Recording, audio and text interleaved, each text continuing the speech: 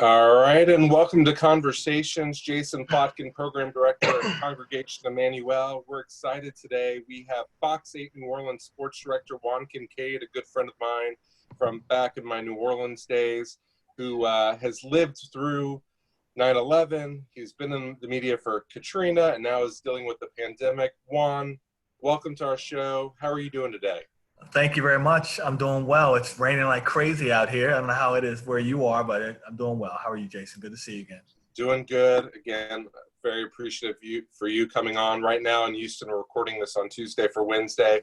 Weather's fine, though we've had our share of rain. Yeah. But let's hop right into it, Juan, if you don't mind. How has the way you've covered sports pivoted during the pandemic? Oh, wow. I think it's gone from, no, let me just say this time of year. So we're right now in May. We will be dealing with college baseball would have made their announcements. You know about this, would have made their announcements for regionals yesterday. So we'd have been dealing probably with Tulane getting in this year, LSU obviously there, Southeastern, UNO, Nichols, hopefully hearing their names called. We'd be gearing up for the regionals, which would start this weekend coming, and then Super Regionals week after that, World Series after that. That's not happening. We would have also had by now the rookie mini camp, the regular mini camp, the OTAs will be going on right now with the Saints. None of that's happening. So we would obviously be looking at maybe the Pelicans making the playoffs the way they were playing. None of that's happening. There's just so many things that we will be doing right now sports-wise that just are not happening. There's nothing happening on the court, on the field, in the arenas. And so that's been a huge change for our sports department. We have 6 people, and another thing that's not happening, no one's coming into work. Everyone's working from home. I'm the only one that goes into the station because I have to anchor the shows, but they have me isolated in an office now upstairs with a camera and lights, a couple monitors by myself. I don't see anyone all day long for 8.5 hours. I'm there by myself with my thoughts, and we kind of go through some thoughts. But I mean, it's just been really different. And I think what we're thankful for is that we still have our jobs to go to, and I'm still getting paid our salaries and able to pay our bills and take care of our families. But covering sports-wise, it's so out of the ordinary right now. You're having to enterprise as much as you can and try to keep it as fresh as you can for the fans out there that still want to have a bit of a sense of normalcy a little bit, because all you hear about on the news right now is pandemic, coronavirus, how many deaths have been, how many people survived, whether spiked here, spiked there, going down here, going down there. What's it going to be like in 6 months? Can we go back to school? There's so many unknown questions right now because of the pandemic. People still look to us to try to give them a sense of normalcy when it comes to sports, and we do the best we can with very limited resources. So you kind of alluded to it, one of the challenges coming up with stuff. You have always been, to me, one of the great storytellers. You're always finding a neat story to tell. Have there been any stories or projects that you've worked on during the pandemic that you might not have had a chance to cover if we weren't in this current state of being? I appreciate that, Jason. I do love telling stories, and I believe that everyone has a story to tell. And I will say I had one last week. It was basically a one-year follow-up with this kid who lives, Jonathan Rucker. He's a former LSU football player, had a chance to go pro 2 years ago, decided against going pro and wanted to go back to his community of Ponchatoula, which is kind of up northern Louisiana, a little bit, south northern Louisiana. He wanted to go back to his community where he grew up, which is a very poor community, and he wanted to aid his community, basically following in the footsteps of his mom. When we visited with him a year ago, he was doing a lot of food handouts at this mission where he works at, and partnering with his mom, and also helping kids that were teenagers that didn't have homes. They were basically fostering teenagers, letting them live on site, showing them a different way, getting them back up on their feet, getting them educated, hopefully some of them going off to college, getting them jobs. Well, in 1 year, he's continued to do the food service, the food drives twice a week now during the pandemic, because there's such a need for their hungry families out there. And so he said that they've increased, donations to them have increased from grocery stores and Walmart and all these places bringing food to him. He's now having food giveaways. People drive up in their cars, they put boxes in their cars. They're having them twice a week now. We were there 2 weeks ago Tuesday, 2 weeks ago today.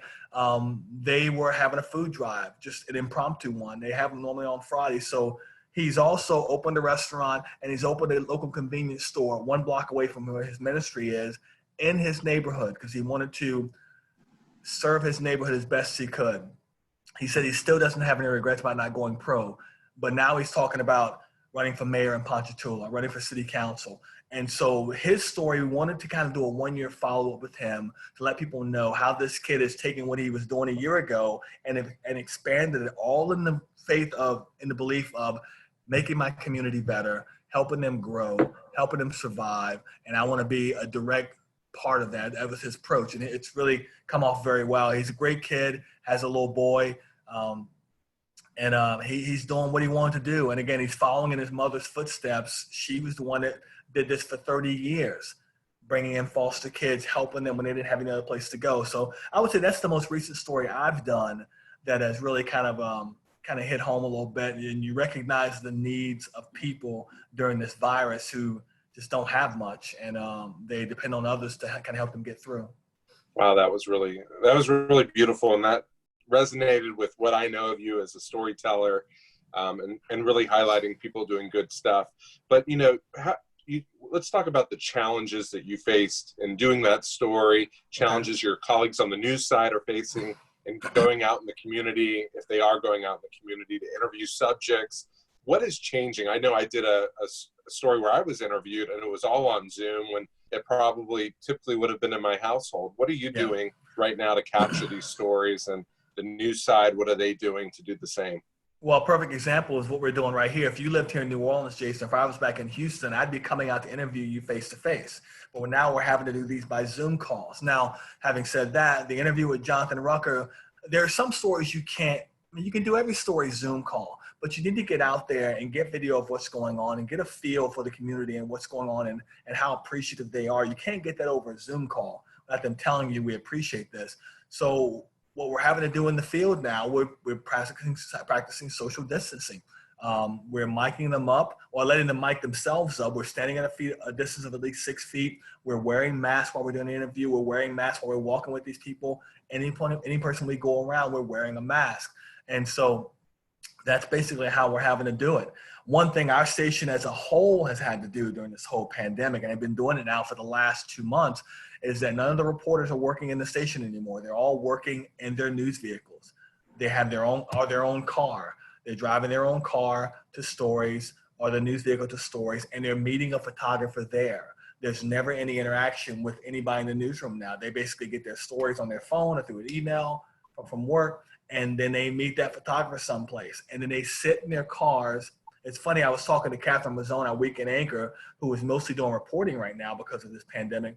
I was standing outside her car talking to her, and her car looked like she lived in it because she basically 5 days a week is living in her car. She's eating in the car. She's working in the car, writing in the car, sleeping in the car. I mean, we're talking about 8-9 hour days where they're spent in the person's car. And so they're still going out and doing as many stories as they can, but all their stories are pretty much pandemic, coronavirus, COVID-19 related.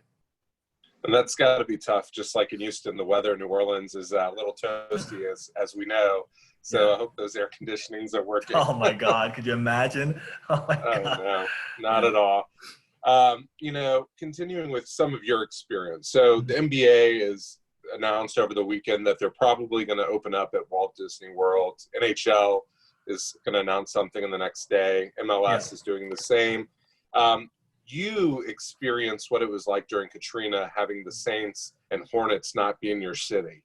What are the challenges that you would forewarn media about as they're having to cover a team that isn't even playing in their city as they normally would under traditional circumstances? Wow, yeah, that's tough because it really is different situations. When Katrina hit and this team had to move, the Saints moving to San Antonio, the Pelicans, the Hornets then moving over to Oklahoma City, we would still air the games. And we basically would air as much as we could, interviews, pregame, postgame stuff that we got from the stations in that market. So we were really reliant on them.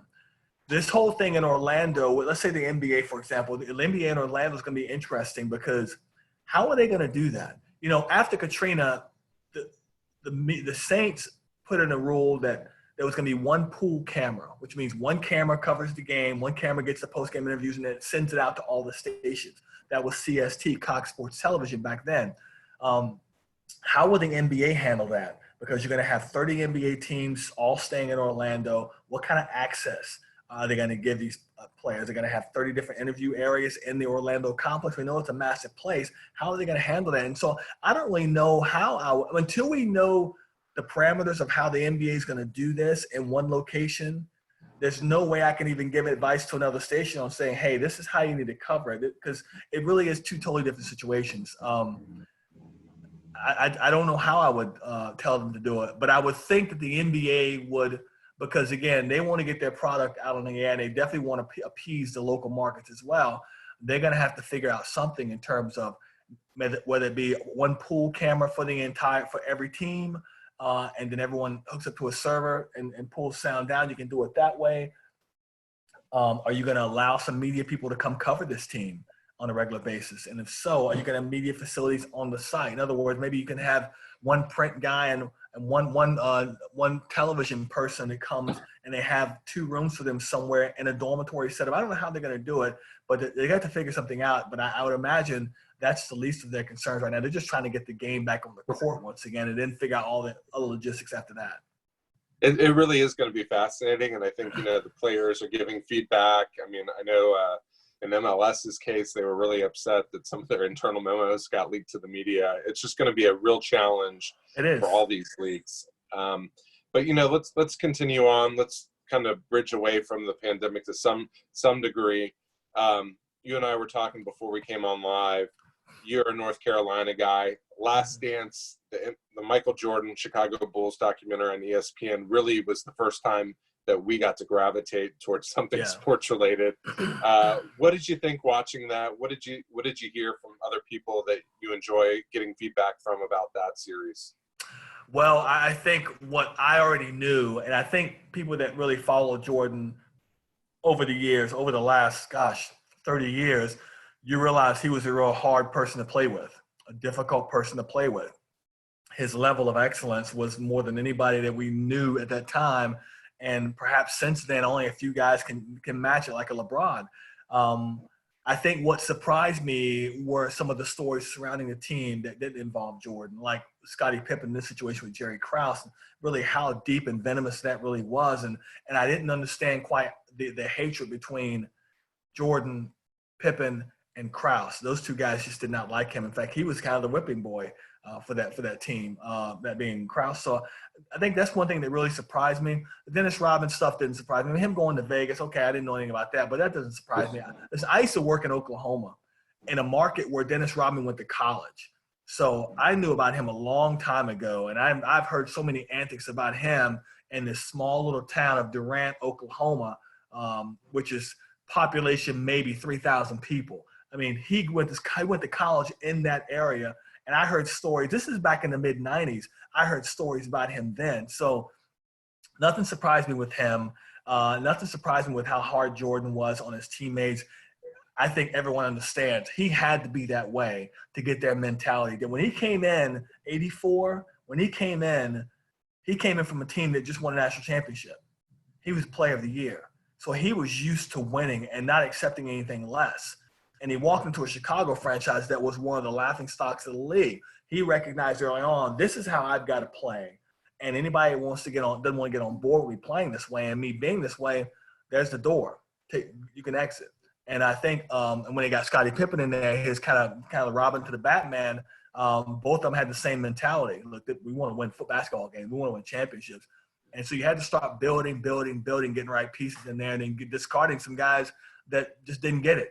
So I wasn't too surprised. I thought the series was pretty good. I enjoyed it. I wasn't setting aside 2 hours of my night on a Sunday to rush to the TV to watch it because, in fact, I think 40 episodes I saw the next day. So I thought it was good. ESPN had to move up the release date to get it on the air because there was nothing else to watch. It was a good chance for me to grab some viewers, so they were smart by that. But I don't know if it was really good or we just were really desperate to see something different. I didn't think about that. Were we desperate to see something different? I mean, anything. Right. I think we all appreciate some of these ESPN documentaries and HBO documentaries. Yeah. And I think the golf match the other day was the highest rated cable golf match. Oh, yeah. Bill.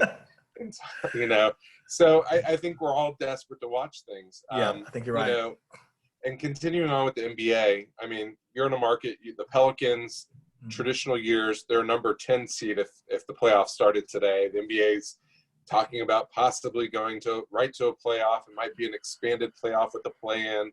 I mean, what do you think is the best way, as someone who's in an NBA market, who covers the NBA, what the best way to restart the NBA? Should they play a few games before they go into the playoffs, or straight to the playoffs?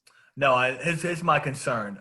So I either want them to play the entire rest of the regular season in the playoffs or jump right to the playoffs. Because for the team like the Pelicans and Portland and Memphis and even Phoenix, who's right there, it's a disservice. It's not fair to them to make them come back. And even David Griffin, the team's executive vice president, said it doesn't make sense for us to come back and play 5 games. It doesn't matter. 5 games makes no difference in the final standings because they're 2.5 out. So I get that. I get what he's saying, and I totally agree. Either let him play the rest of the regular season out, or just go right to the playoffs and say, you know what, because of circumstances, we're going to right to the playoffs and starting right here, top 8 teams, and that's fine. I don't think there's any. That's the only solution that would work for everybody is to play the rest of the remaining regular season. That's the only thing that would work and make all the teams happy. What would make them unhappy is saying, let's just play a handful of games so we can get our legs back and go into the playoffs. Because then you're saying, you know, Pelicans, you know, Portland, y'all don't matter. That's the message you're sending. So I think that listen, Adam, the commissioner has done a good job of taking his time with this, but there comes a time, we've talked about this on our Fox 8 podcast, that you've got to start making a decision to give some people that have uncertainty right now a certainty. You've got to give them a date on what's going to happen. It's got to come soon. And I think obviously location is important. How are you going to handle that? I do believe if you have everybody together, they can be safer than being apart and coming from the outside in. So I think that I think they have a little time to play with here. But I also like the fact that the commissioner has already said, if we start late now and we play the rest of the season, whatever we play, we finish before Labor Day, then we can start at Christmas. And some guys in my office have been fully in favor, and I've kind of gotten on board now, that the NBA should start their season at Christmas and then go from Christmas until July or June, and you would own that first 6 months of the year. Now, the negative side of that is Team USA basketball would no longer get to use pro players because no NBA team is going to let their player go play Olympic basketball if they're in the middle of the playoff race. So there's some things to work through there. But I'd like to see them come back and play the final 18 games of the Pelican season because this team was, to me, I think they're the best team between Memphis, Portland, and those other teams around them. I think they're the best roster. I think they were hungry. I think they're playing best basketball of the season right now. I'd like to see them if they can get over that mountain. And I would love to see a first-round matchup between them and the Lakers. Wow, that was some interesting perspective. And as someone who isn't as big an NBA fan, I really appreciate the feedback. I mean, I turn on during the playoffs only. I mean, I understand. To be honest. I prefer the college game, as you well know. But speaking about college football, you're in LSU country. We're in, I guess you can also say SEC country because A&M's up the road. I know there's some Alabama fans in our congregation. What happens if, say, the SEC is good to go, but what if the Pac-12 isn't good, the Mountain West isn't ready, the Big Ten? Do we say, okay, let's just wait till the spring when we can have fans in the stands and all the schools have kids on campus? I mean, what's the best approach to that? I mean, if the SEC is good to go, but most of the FBS and a lot of the FCS is not ready, do we just go on with just the SEC? I mean, I can tell you that's a great product to watch, but is it really something we want to see? Well, I'll be honest with you, Jason. I believe that all conferences could play if we were talking about playing with no fans in the stands. Because the biggest concern is not so much bringing players to get together. And even LSU coaches have been back on campus now for a week and a half before anybody else. Their athletic director, Scott Woodward, said, we feel like if we have our players back on campus, they're going to be in better shape health-wise, safety-wise, than if they're coming from the outside coming in. And so I would agree with that because you keep everyone under one roof, you keep an eye on them, they get checked every day. It's like they're with medical personnel all the time. It can't get any safer than that. If every other college takes that same approach, I would think you can have football this fall, and I would think it could start on time this fall. The question is, at what point do you start allowing fans back in the stands? I think it will happen this year. I've been saying I don't think it will happen before the end of October. I think you've got to get through the first, month and a half of the season, and see where this pandemic is. Our cases going down, which I don't think they will be going down that much because we just cannot stay away from each other.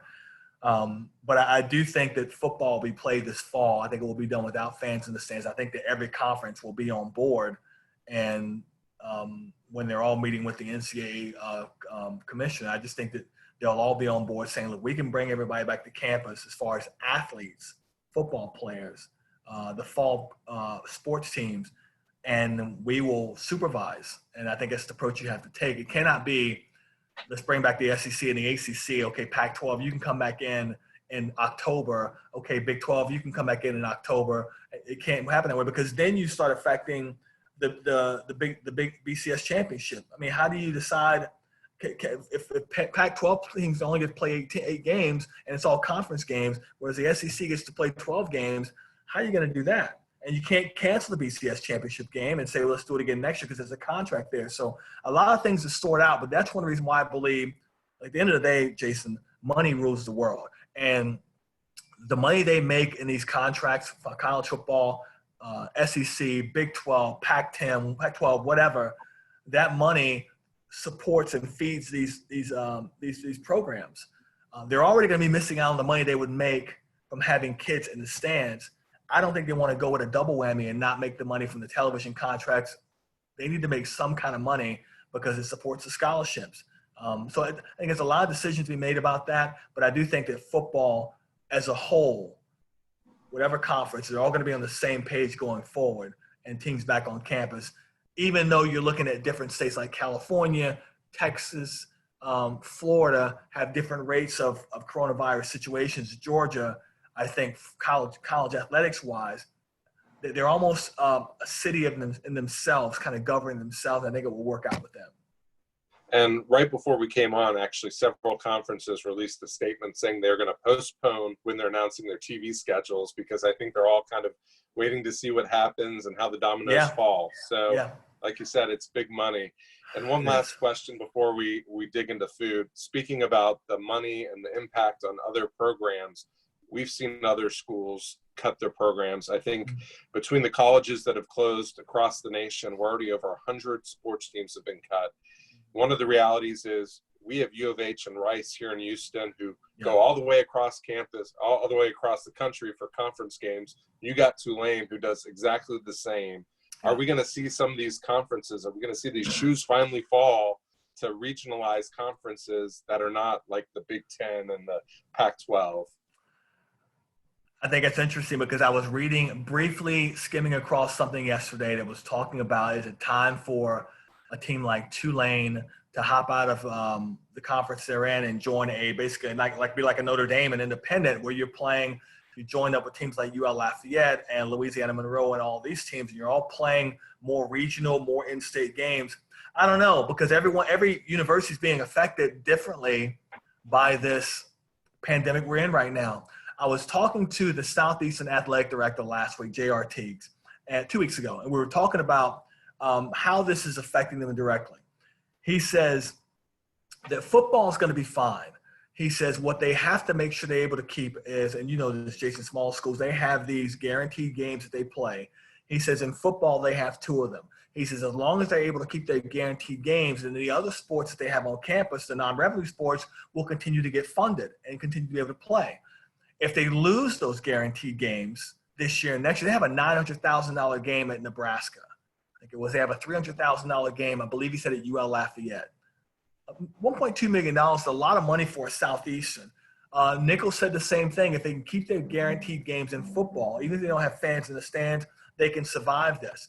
But you do start having to look at the smaller sports like women's soccer, track and field, golf, the non-revenue sports that don't bring in much money and don't bring in any money at all. And those are the sports that are going to be on the chopping block, unfortunately, because these small schools only have so much money to throw around. They don't have a big revenue stream coming in. So I think it's going to be interesting going forward here to see what these schools that don't have the money banks that LSU does with their TAF, all that money coming in from former LSU Tiger people. You don't have that at Tulane, not to the extent. You don't have that at schools here like Southeastern, UNO, UL Monroe, Nicholls State. They don't have those avenues for more revenue streams. So it's going to be interesting. That's something worth keeping an eye on how they decide to reconfigure the schedule. Because as you know, Jason, these schedules are made years in advance too. Not just like they set in an office last November and so let's go ahead and hammer out the basketball schedule. I mean, it happens years in advance. So you got contracts that may need to be broken. All right. And yeah. And the students being on campus impact student fees. Yes. But one last question. I can't let you go without asking what the perfect day would be in New Orleans if you can go to a restaurant for breakfast, lunch, and dinner, and then we'll call it a show. Wow. Okay. So I'm going to say breakfast. I would make my own breakfast here because I make really good breakfast. I would bring some North Carolina staples: liver mush, corn grits, and like a nice good fried egg. That'd be my breakfast. Liver mush is a ground up liver, onions, and garlic, and it's made into a block like this. And you slice it about a half an inch thin, and you fry it up. It's crispy on the outside, moist on the inside. They don't sell it anywhere outside of North Carolina, and it's nowhere sold outside of Western North Carolina by the mountains, nowhere else in the world. So I've gotten some of my coworkers to eat. Lunch, I would say I would go to Mandina's down on Canal Street, the big pink house, and have a bowl of their gumbo because they have the best gumbo in the city, I think. And for dinner, I would go to a place called Jamila's, which is off Maple Street, uptown. It's a Mediterranean place. It has an older lady and an older husband. Her husband, they run the place. He handles the front. They have belly dancing, Mediterranean. She cooks the food in the back, and they have the best lamb chops. And my dessert, I'd go to Bricado's and get some ice cream on Canal Street. There you go. Just for the record. I'm just throwing some places out. I get that. Before we go, I would do Surrey's for breakfast on Okay. Good call. There you go. I would do Katie's, UNO alum Scott Craig. Okay. Yeah. Yep. And then for dinner, Mr. B's downtown is my favorite French Quarter restaurant. That's good. Those barbecue shrimp. I've been there one time, and they give you the napkin around your neck.